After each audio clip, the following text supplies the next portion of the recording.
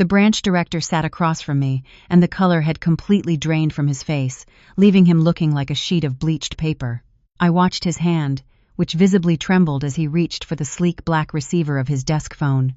He exchanged a heavy, silent glance with the woman beside him, Miss Thorne, the company's senior attorney, and that look made my heart hammer against my ribs like a trapped bird. They had ushered me into this soundproof conference room 20 minutes ago without a word of explanation. Now, the silence was so loud it felt like they were preparing to read me my rights.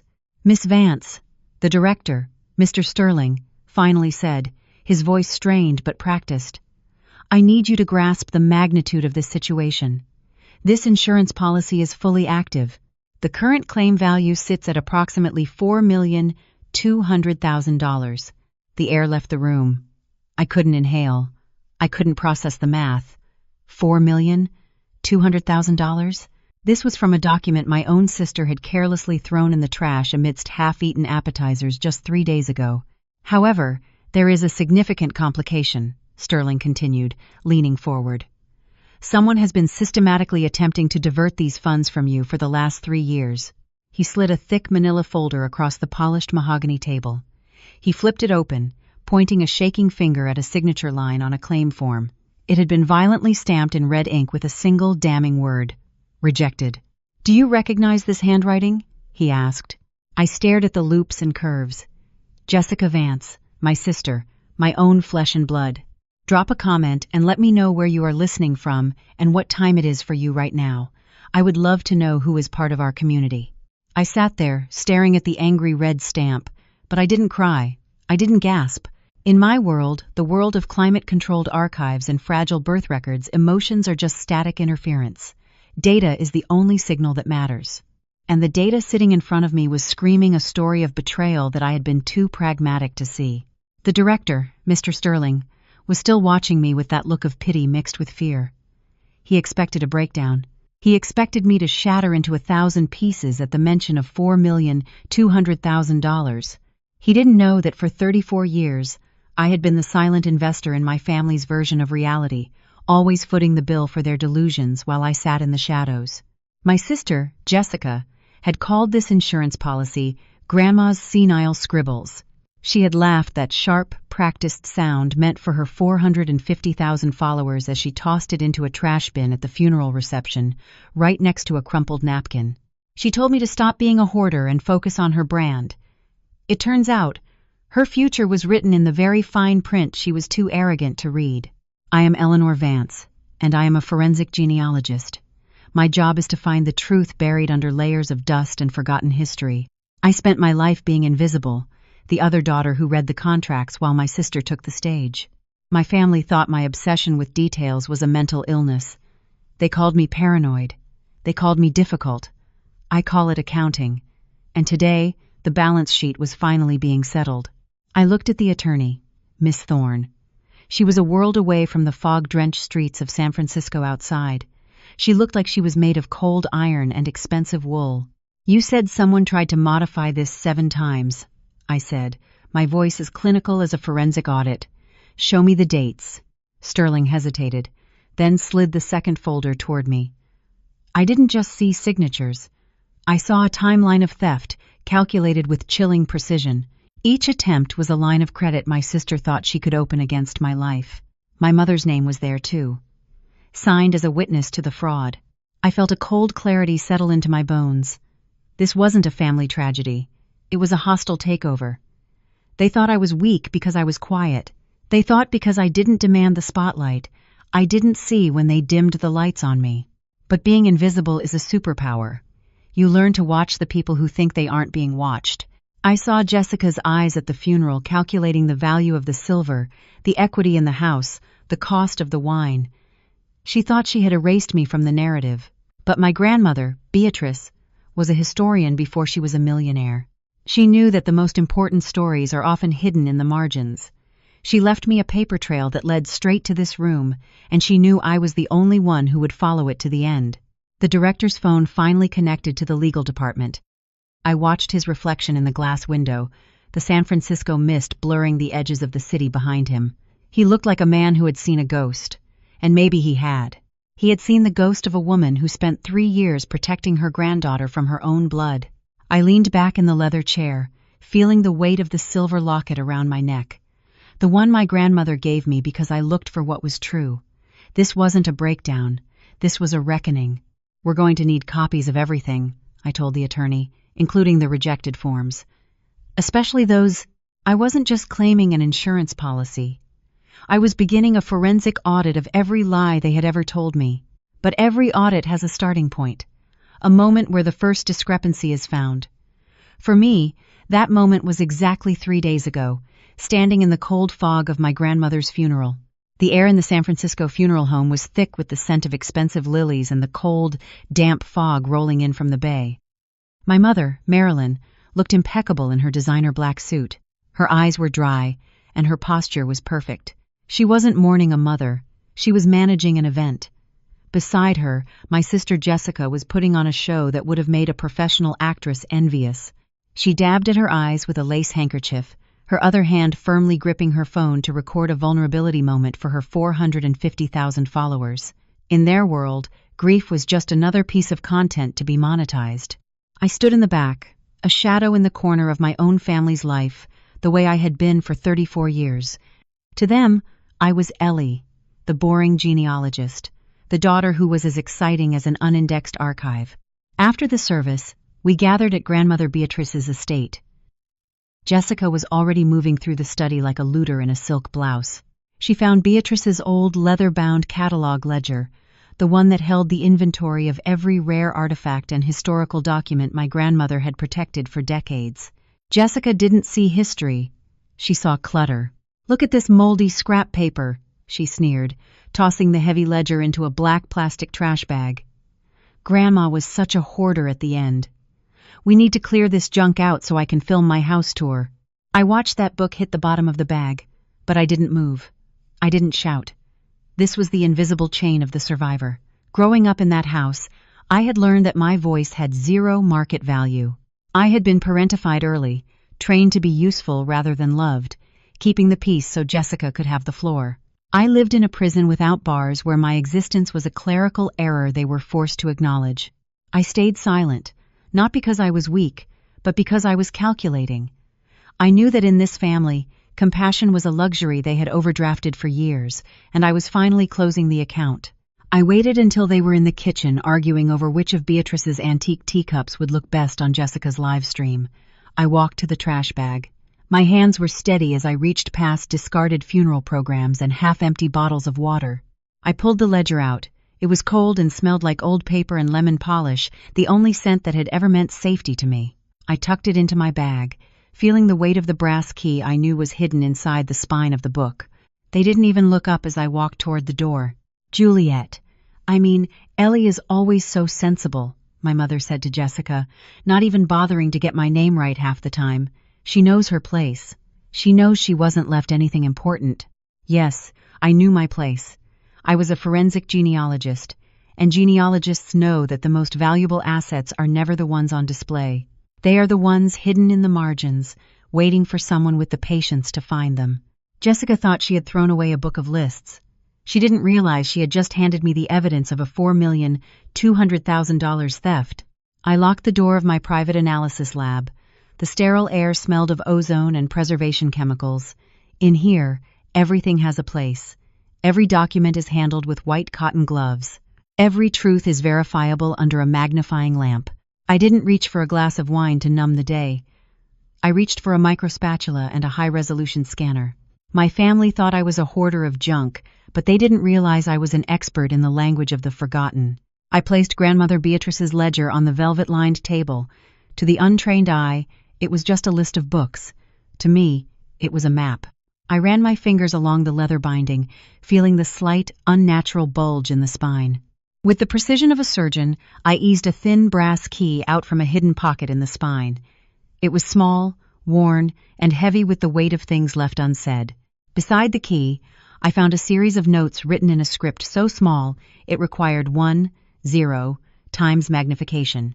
Beatrice had used a cipher, the same one she taught me when I was 12 years old, back when she told me that the loudest people usually have the least to say. I translated the margins of the inventory list word by word. Account number ending in 8,804. Restricted access. Trust established 1,999. As I cross-referenced the account number with my own digital records, a different kind of fog began to lift. For 15 years, my mother, Marilyn, had reminded me every time I bought a textbook that my education was a drain on the family resources. She claimed she had sacrificed her own retirement to keep me in school. But the ledger told a different story, a documented, undeniable story. The anonymous scholarship that had covered my tuition, my room, and my specialized training wasn't from a stranger. It was from Beatrice. She had channeled $650,000 into a restricted trust specifically for my development. While my mother and Jessica were busy treating my life like a bad investment, I wasn't a financial burden. I was a prepaid asset. I sat back in the ergonomic chair, the blue light of the monitor reflecting off my glasses. My compassion for them had been a luxury they had overdrafted for decades. I rubbed my eyes, trying to summon the sensible regret my mother expected. But there was only clarity. This wasn't a family dispute. This was a forensic audit of 30 years of emotional embezzlement. Grandmother Beatrice didn't leave the ledger in the trash because she was confused. She left it there as a test. She knew Jessica would see junk where I would see a paper trail. I opened my laptop and began drafting a formal request for a complete financial history of the 1,999 trust. I didn't need to yell. I just needed to file the paperwork. I watched my phone screen as Jessica's face filled the frame, illuminated by a professional ring light she had set up in Grandmother Beatrice's historic study. She was live broadcasting the estate, reimagining to her 450,000 followers. In the background, our mother, Marilyn, was already marking antique furniture with neon green tape, a color that looked like a toxic leak in that room of mahogany and leather. Jessica picked up a first edition volume from the shelf, fanning the pages carelessly to show the camera. "Can you believe Grandma kept all this stuff?" she asked with a high-pitched laugh that felt like glass shards in my ears. "It's so musty. We're going to gut this whole room and turn it into a walk-in shoe gallery. It's about time this house had some actual market value." My sister turned the camera toward Grandmother's empty velvet chair. "And then there's my sister, Ellie," she continued, her voice dripping with the fake sympathy she used to generate engagement. "She actually tried to save a trash bag full of moldy catalogs at the funeral. Talk about living in the past. But I guess when you have zero social presence, you have to cling to something." In the comments, the heart icons and laughing emojis scrolled past like a digital firing squad. My mother entered the frame, dabbing her forehead with a silk scarf. "Ellie has always been difficult," Marilyn told the audience, her tone clinical and dismissive. "She lacks the vision to see that we are finally moving forward. She's lucky Jessica and I are here to handle the real business of the family." I leaned back in my library chair, the blue light of the monitor reflecting off my glasses as I watched them perform their triumph. They were intoxicated by an illusion, the illusion of power that comes from a wallet they hadn't even opened yet. I realized then that their authority was a subscription service they were paying for, with money they didn't legally own. Jessica and Marilyn were suffering from a terminal case of rented power.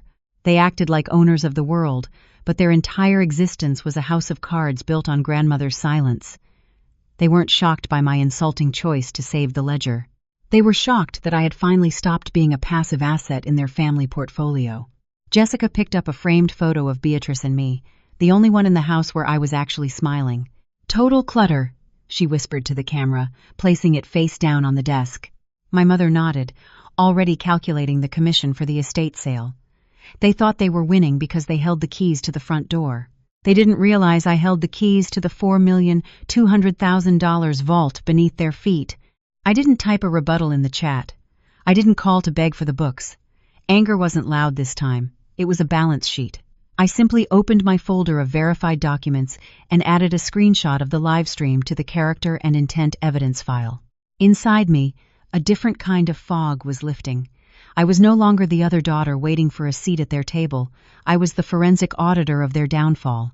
Jessica continued to laugh for her followers, unaware that her digital footprint was becoming a timeline of theft for the district attorney. This wasn't revenge. It was the natural course of a long overdue debt, finally reaching its maturity date.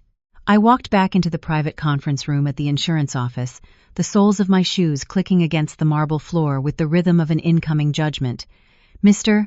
Sterling, the branch director, was off the phone now, his face still the color of unprinted vellum. Beside him, Miss Thorne sat with a stack of files that represented my sister's criminal ambition. My family had spent years calling me the detail queen, like it was a joke.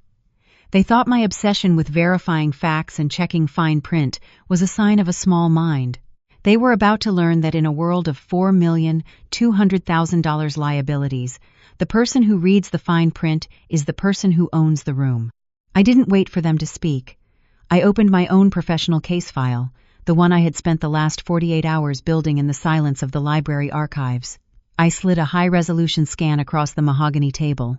It was a comparison chart of the 7 signatures Jessica had attempted to pass off as grandmother Beatrice's. Under my lab's forensic magnifying software, the inconsistencies weren't just visible, they were screaming. The slant on the 1,999 trust modification is off by 12 degrees, I said, my voice as flat as a ledger entry. The pressure on the insurance change request from 2 years ago is inconsistent with grandmother's arthritic grip. And then there's the notary stamp. I paused, watching Sterling lean forward. Gerald Vance, the notary my sister used, had his license revoked last month for fraud. Jessica didn't just try to steal a policy, she attempted to corrupt a public record. The director looked at the attorney, then back at me. Miss Vance, our legal department has verified the lock your grandmother placed on the policy 14 months before she passed, he said, his voice barely a whisper. The attempts to change the beneficiary to Jessica were flagged internally, but we were waiting for a claim to be filed to initiate a criminal referral. I asked Sterling why they hadn't simply called my grandmother to confirm. His face tightened. We tried, Miss Vance, 7 times. But your mother, Marilyn, had filed a power of attorney for healthcare and finance, claiming your grandmother was too mentally frail to handle phone calls. She intercepted every verification letter and rerouted our calls to her own device. It was a calculated isolation legal elder abuse designed to keep Beatrice silenced while they picked her pockets. I leaned back, a cold clarity settling into my bones. Then let's stop waiting. I am here to officially file the claim as the sole verified beneficiary of the $4,200,000 policy. I looked at the attorney. And I've already instructed my own legal counsel to begin the process of freezing the $650,000 trust account my mother Marilyn has been using as a personal travel fund for Jessica. They thought I was the boring sister because I didn't live stream my life. They thought because I sat in the back of the room, I didn't see the theft happening in the front. But being invisible means you have a front row seat to the truth. Sterling reached for a set of official documents, his hands finally steadying. The claim is initiated, Miss Vance, and the criminal report for attempted insurance fraud and forgery is being transmitted to the prosecutor's office as we speak. Jessica was probably still live on social media, showing off grandmother's antiques to her followers. She was busy performing a life she couldn't afford, while I was busy auditing her right out of existence. This wasn't revenge. It was a long overdue reconciliation of accounts. The attorney, Miss Thorne, pulled a final document from the bottom of the stack, her expression turning from professional to almost reverent. There is one more thing your grandmother did, Miss Vance, she whispered. The $650,000 trust fund wasn't just a gift, it was a tripwire. Grandmother Beatrice had established a living trust managed by an independent law firm, not just a bank's automated server. She knew a computer could be ignored, but a trustee with a legal mandate could not. The moment that 7th attempt was flagged as a fraudulent mismatch, the law firm was notified. As the primary trustees, they didn't just flag the account, they immediately filed a formal criminal referral for elder financial abuse with the district attorney. My grandmother, the historian who understood the weight of every comma, had installed a legal dead man's switch. The 1,999 trust was coded with a specific notification protocol. The moment my mother, Marilyn, used a forged signature to withdraw more than $50,000 for Jessica's lavish lifestyle, a high-priority alert was automatically transmitted to the county prosecutor. Jessica and Marilyn hadn't just been stealing, they'd been self-reporting their own crimes for 3 years without even knowing it. I didn't feel pity. I felt the satisfying click of a lock falling into place. This wasn't a family dispute, it was a criminal conviction 3 decades in the making. Suddenly, my phone vibrated on the conference table, the buzzing sound distinct against the silence of the room. It wasn't a text, it was a call from Jessica. I put it on speaker. The sound of her voice was unrecognizable. There was no practiced influencer lilt, no high-pitched giggle designed for her 450,000 followers. It was raw, frantic, and ugly. "Ellie, what did you do?" she shrieked, the audio distorting. "The bank just locked us out. Frozen accounts. All of them. My credit cards were declined at the boutique in front of everyone." Behind her, I could hear my mother, Marilyn, hyperventilating, a sound like a tearing sail. "We just got a knock at the door, Ellie," Jessica sobbed, her arrogance replaced by a hollow, desperate fear. "There are detectives here. They're asking about the $4,200,000 and forgery. Please, tell them it was a mistake. Tell them you gave us permission." The power flip was complete. The woman who had thrown my grandmother's legacy into the trash was now begging me to save hers. I leaned into the microphone, my voice as cold as the San Francisco fog outside. "I didn't do anything, Jessica," I said quietly. "I just read the fine print." My mother's voice broke through, shrill with panic. "Ellie, honey, I'm your mother. You can't do this to us. Think about the family reputation." My compassion had been a luxury they had overdrafted for 34 years, and I was finally calling in the debt. "The reputation you're worried about was built on the theft of a dying woman's peace," I replied. "The audit is finished, Mom. The balance is zero." I ended the call and looked at the director. Mr. Sterling looked at me with a new kind of respect, the kind people give to something they finally realize is dangerous. "What happens now?" he asked. "Now," I said, gathering Grandmother Beatrice's original ledger, "justice takes its natural course." The legal fallout was as swift and clinical as a forensic audit. Jessica's viral notoriety became her prison before she ever stepped foot in a cell. The same followers who liked her reimagining of the estate were the first to tear her down in the comments once the criminal charges were public. She received a prison sentence of 4 years for felony forgery and attempted insurance fraud. Our mother, Marilyn, received 2 years for her willful blindness and complicity in the theft. They were forced to sell the family home to pay the restitution and legal fees. They moved into a small apartment in a part of the city Jessica would have never tagged on a map, living a life that was finally as boring as they once claimed mine was. I used the inheritance, the full $4,200,000, to establish the Beatrice Archive for discarded histories. We don't just store books. We help people find the truths their families tried to bury. We catch the discrepancies. We read the fine print for the elderly and the overlooked, who are too tired to do it themselves. Every morning I walk into that building and see Grandmother Beatrice's original ledger on a velvet display in the center of the hall. It is a permanent reminder that even when you are thrown in the trash, you still have value. To those of you listening who have ever felt like the invisible child, the one who sits in the back of the room while someone else takes the spotlight, I want you to know something. Being quiet is not a weakness. It is an observation period. You are not boring or difficult. You are the one who sees the patterns everyone else is too loud to notice. The truth does not need to scream to be heard. It just needs someone with the patience and the precision to find it. I sit on my balcony now, watching the San Francisco mist lift over the harbor, and for the first time, it feels like freedom. I do not check their social media. I do not wait for apologies. That would just be more noise on a balanced ledger. The case is resolved. I open Grandmother's old ledger one last time, stare at the numbers, and feel a stillness I had not known in 34 years.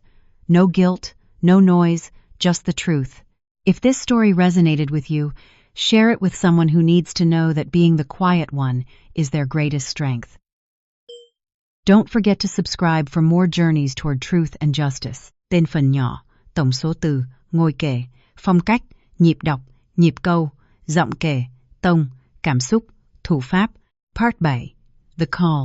The New Legacy. 711. Ngôi thứ nhất. Phong cách kết thúc và bài học. Resolution. Moral. Nhanh ở đoạn hoảng loạn của đối thủ.